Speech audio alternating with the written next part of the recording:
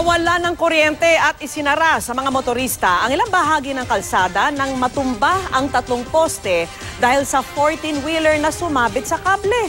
Nakatutok si Jay Sabal. Sa bahagi ito ng Litex Road sa Barangay Commonwealth, Quezon City, bumagsak ang 3 poste ng telepono matapos sabitan ng isang 14-wheeler pasado alas 3 sa madaling araw. Bukod sa nabagsak ang barangay outpost, nadamay din ang signage ng isang tindahan na siya naman bumagsak sa nakaparadang sakyang ito. Malakas ho yung ingay.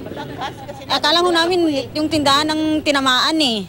Ayon sa driver ng truck, galing daw sila ng San Mateo Rizal at papuntang pier nang mangyari ang insidente. Hindi rin daw niya inakala na sasabit siya sa mga kable. Huli na raw nang napansin niyang naka-aksidente na pala siya. Wala kayo narinig na ingay o kahit anong parang may sumabit? Meron sir, pero ano na, sabit na. Mahina na raw ang isa sa mga poste dahil nagkalamat matapos masabitan na rin noon ng truck. Ito naman na anak ko, pinagtatali lang yung ano dyan kasi hindi naman nila pinapansin. Hindi nila pinapansin. Tapos nagtuturuan sila. Dahil naman sa mga poste na naputol, naapektuhan ang serbisyo ng kuryente sa lugar. Bumagsak yung 3 poste.